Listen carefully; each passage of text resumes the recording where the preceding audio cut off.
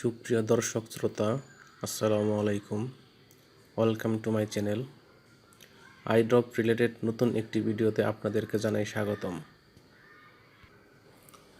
আপনি কি চোখের সমস্যায় ভুগছেন? চোখের অসহনীয় যন্ত্রণা থেকে আপনি কি স্থায়ীভাবে মুক্তি পেতে চান? তাহলে এই ভিডিওটা আপনার জন্য। তাই ভিডিওটি না টেনে সম্পূর্ণ দেখার অনুরোধ রইল।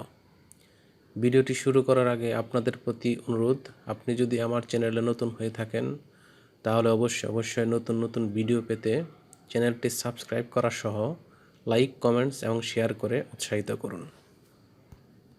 তো বন্ধুগণ, বাংলাদেশে বিভিন্ন ঋতু এবং আবহাওয়া পরিবর্তনজনিত কারণে মানুষের চোখে বিভিন্ন ধরনের রোগের উপসর্গ পরিলক্ষিত হয়।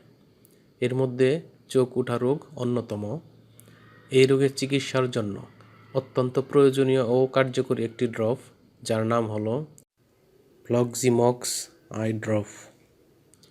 আজকে এই আই ড্রপটি সম্পর্কে আপনাদেরকে বিস্তারিত জানানোর চেষ্টা করব, যাতে আপনারা জানতে পারেন ড্রপটি কোন কোন রোগীদের দেওয়া হয়, এর কাজ, দাম, ব্যবহারবিধি এবং এর সাইড এফেক্টস বা পার্শ্ব প্রতিক্রিয়া সম্পর্কে। ফ্লক্সিমক্স আই ড্রপ বা চোখের সলিউশনটি মূলত চোখের ভাইরাস ও ব্যাকটেরিয়া ঘটিত রোগের চিকিৎসার জন্য ব্যবহার করা হয়ে থাকে।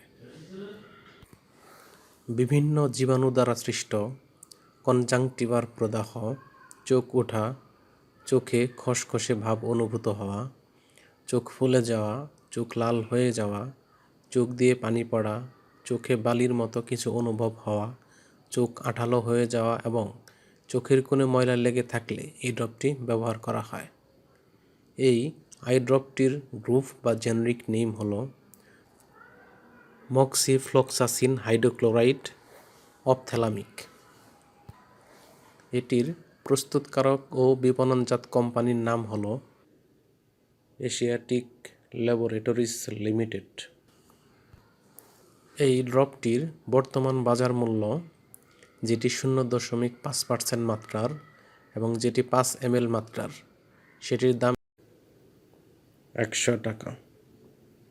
এই ড্রপটি ব্যবহারের পূর্বে ড্রপটি ভালোভাবে ঝাঁকিয়ে নিতে হবে।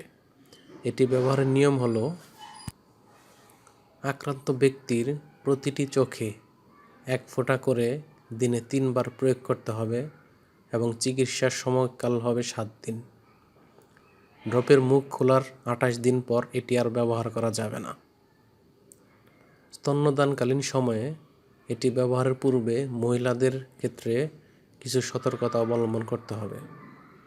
এই ড্রপটির কিছু সাইড এফেক্টস রয়েছে, যেমন চোখের শুষ্কতা, কর্নিয়ার প্রদাহ, চোখের অস্বস্তি লাগা, হাইপারেমিয়া, ব্যথা ও চুলকানি হতে পারে। যে কোনো ঔষধ ক্রয়ের পূর্বে তার উৎপাদন তারিখ ও মেয়াদ উত্তীর্ণ তারিখ দেখে নেবেন, কেননা ডেট এক্সপায়ার্ড মেডিসিন একদিকে যেমন আপনার দেহের ক্ষতি করবে, তেমনি আপনি প্রতারিত হওয়ার সম্ভাবনাও রয়েছে। যে কোনো ঔষধ শিশুদের হাতের নাগালের বাইরে রাখবেন। এই ড্রপ সম্পর্কে আরও কোনো প্রশ্ন থাকলে কমেন্টে জানাবেন, পারলে আমি যথাসাধ্য চেষ্টা করব উত্তর দেওয়ার জন্য। ধন্যবাদ।